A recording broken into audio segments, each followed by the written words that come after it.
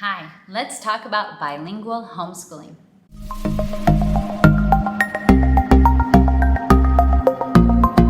Hi, I am Rachel. I am a second-generation homeschooler who loves to make nerdy homeschool videos here on YouTube. So if you love nerdy homeschool videos, click subscribe, stick around. I've got lots more where this is coming from. But today we are going to dive into a conversation about bilingual homeschooling. And I'm going to share some tips and strategies which could be useful whichever two languages you are trying to integrate into your homeschool. Now, the prospect of bilingual homeschooling can sound really intimidating. And that's because at first you might think that means we have to do double the schoolwork of anybody else because we have to teach everything your child needs to know in two languages. And I just want to clear up that misconception right off the bat that is not at all what bilingual homeschooling needs to mean. There are some bilingual homeschoolers who do take that approach and teach every subject fully and completely in two languages. I'm pretty sure, though, that most bilingual homeschoolers are not actually doing that. Instead, they are choosing a bilingual strategy that works for their family and meets their goals and needs. And that's what I'm going to start with. Number one, begin by identifying your family's needs and your long-term goals, and let those needs and those goals inform your own specific approach to bilingual education. Each family is going to have a very different dynamic. Each bilingual family often has a very different dynamic. Sometimes you have two parents who have the same native language. Sometimes you have two parents who have two different native languages. Sometimes you are living in one country where one language is being spoken and your family language is not being spoken. Sometimes your family language is the language of the wider community, but you're also trying to integrate another language. There are a million different situations. There are so many reasons that parents are pursuing bilingualism for their kids, and the path does not look the same for every family. That is natural. That is to be expected. So look carefully at your own family situation, and based on that situation, determine your goals and the path that you're going to take to reach those goals. With this, I highly recommend looking at your children's long-term futures. And no, we don't know what those are going to be because we can't see the future. But do just think practically and realistically, what do you picture your child's use of these languages being like in the long term? So in my example, both my husband and I are from the US.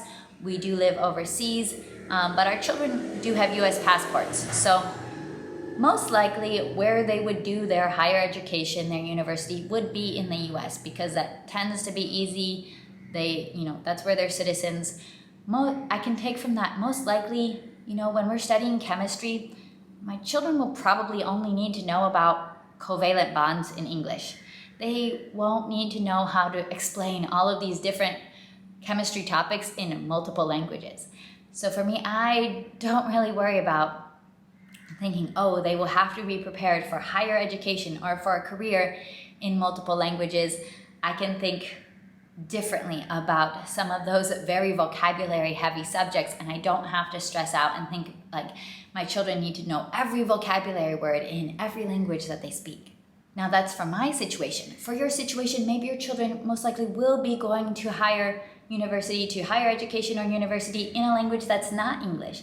In that case, they need to be prepared to tackle those college level subjects in the language of instruction that will be used at that university. So that is the type of long-term thinking that I'm talking about. Now, among bilingual homeschool families, there is a huge range of approaches. There are bilingual families that focus very, very heavily on the target language for their family, but they also include a little bit of English, and they want their children to also get some English education, but it's not a huge focus for their family. There are others that maybe they go for more of a 50-50 route, and they choose some subjects to do in English and some to do in the target language. And then there will be other families that maybe they do the majority of their academic work in English, but they are faithful and consistent with incorporating that target language into their daily homeschool routine, although it does not play as large of a role as English. All of these are valid ways to do bilingual homeschooling. Based on your goals and based on your family's needs, develop a plan and a routine that's going to be doable and consistent for you for the long run. Now, with that being said, do be willing to adapt your plan and adapt your routine as needed. And here's why I say this. I live in a very multilingual environment, and because of that, I've seen many children who do speak multiple languages. Sometimes in academics, the language of instruction for an academic subject is different from the language they're most comfortable with. That can work for many kids, but for kids who struggle in a particular subject area, and then the language of instruction is not a language that they're very comfortable with, that can be a bad combo. So you might plan that, hey, I am going to do our math in Spanish. That's going to be my plan. Then you run into a child who really struggles with math concepts, and Spanish is not their dominant language. They're actually more comfortable in English. So now they struggle with math, and their Spanish, they speak it, but it's not as comfortable, it's not as strong of a language for them, and you're having both of these hurdles to master at the same time. This is the type of situation where I would say, when you're really facing some academic issues, some academic struggles, things not clicking, I would say use your child's comfort language. Use the language that is most comfortable for them in those subjects that are extra hard for them. Because if math is already hard, you don't need to add an extra layer of hardness by making sure that, no, we must do this in our target language. We can't do it in the language you're more comfortable in. We need to add this extra challenge. To me, that's not the right time to add the extra challenge. Go ahead and put the language challenge into subject areas where they are already a little bit more comfortable, where things come a little bit more easily to them. That's a better area to use your target language when the target language is different from the language that they're most comfortable in. Now that I've talked a bit about identifying your goals and starting to put together a plan that will work for your family, let's talk a little bit about practical tools. Because to accomplish any big task, you're going to need the right tools to get the job done. Let me talk about a few different categories of tools to be on the lookout for. Number one, books. I love books. Many of us love books. Books in your target language are going to be very helpful tools. Also recommend having online friends or local friends, if you have them, online friends that have recommendations for books, songs, tools. You're going to want to have some go-to songs and artists that maybe they make educational music, or maybe they just make child-friendly music, or music that your family just enjoys. These are all great tools to have in your bilingual homeschooling toolbox. Then, curriculum. And I do encourage you to think outside the box. You might not be able to get a boxed curriculum. You might not be able to even get a printed curriculum in your target language. But look around at different options and ways to get homeschool curriculum that will help support your target language use. Many times you can find PDF curriculum options. Sometimes curriculums that are designed for native speaker learners, or even for public schools or private schools with children who are native speakers of that language, those can be really solid curriculum options. So you could find, say, if you want to learn Spanish, you could find Mexican school books or workbooks designed for children in Mexico. Could be an option, or in Spain, whatever country you're aiming for. Workbooks designed for native speakers could be a good option for your bilingual homeschool. But also remember, they might not be. And this is going to depend on your situation and your children. You might get the native speaker workbooks and you're thinking, yay, this is going to be the gold standard of bilingual homeschooling. And you might open them and be like, wait a minute, I'm not a native speaker. I wasn't educated this way. This is too much of a leap for me to really be able to use this effectively with my kids.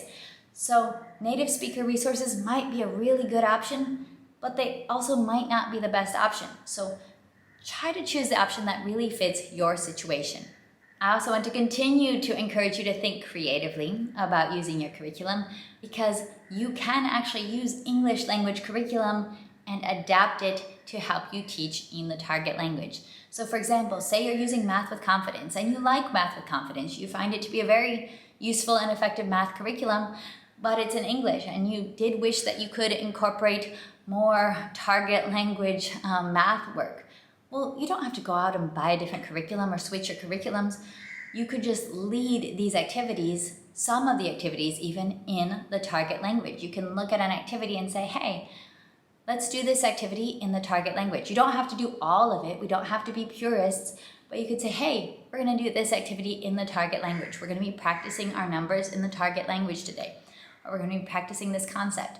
You could read the review and it's saying, drill your child on these questions. 68 plus 35 equals how much? You can ask them in the target language. It doesn't have to be in English. So remember that you can use English curriculums and just translate as you go or just adapt them. And when you're using literature-based curriculums, such as the Curious Kinder, this kindergarten curriculum that I wrote, you can go ahead and look at the book list, and you can do this in any literature-based curriculum. You can look at the book list and think, you know what? These are all English books, but I don't have to read the English versions of all of these. I can go ahead and switch out titles. I can see more than 30 books in here, in this list, that are available in Spanish easily. And that's just an easy switch when using literature-based curriculums. I have done that with a number of curriculums. I've done that with Gentle and Classical Primer. They say read the fairy tale of Beauty and the Beast. Well, the fairy tale of Beauty and the Beast wasn't originally written in English anyways. I could read it in English, I could read it in Spanish, it doesn't really matter. So when you're looking to increase use of the target language in your homeschool, do think of that option of just using target language books rather than English language titles. So on that note, I want to tell you 5 practical strategies for day-to-day bilingual homeschooling. This is what they are: swap, double, alternate, sprinkle, and then one language. Let me quickly go through these strategies. Number 1, swap. I already kind of talked about that. If you're using a literature-based curriculum, you can just simply swap an English title for a target language title. And there are different subject areas where it's very easy to make a swap. One very favorite area to make swaps is in handwriting. You can just, every child in these early years, they need to practice their printing or they need to practice their cursive. Just swap that into the target language and you're naturally getting some spelling, some reading, some phonics. It's a really great thing and a very easy swap for so many.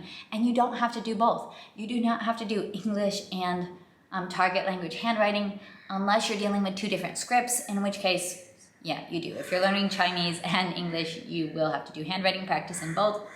Yes, children, that's just part of life.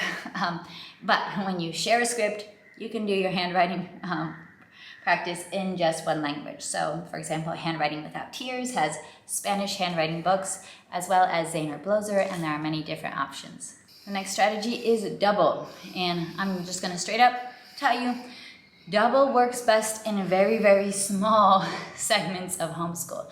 So there are going to be a lot of subjects that you do not want to double as far as language goes. So this might be things that you spend a short period of time on. Maybe if your child is just learning to read, you might double up on reading practice, but then you're only doing short amounts of reading practice. Maybe with a young child, you're doing 5 minutes a day reading in an English reader and 5 minutes a day reading in a Spanish reader. 10 minutes a day, 10 and 10, whatever that looks like in your family. But these are things that are good to practice every day, but things you can do in small doses.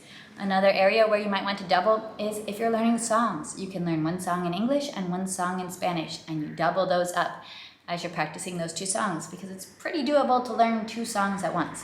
Third strategy is alternate, and a lot of people do this. They might have an English day and a Spanish day within one subject area. So maybe you're doing this for your language arts or your grammar study with a child. And this is especially helpful with those curriculums that don't have enough lessons to actually do every single day of the school year.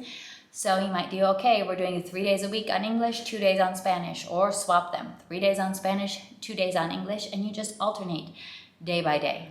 The next strategy is sprinkle, and I want to give a shout out to Homeschool Aventuras on Instagram. She does an amazing job using this strategy of sprinkling. What do I mean by sprinkle?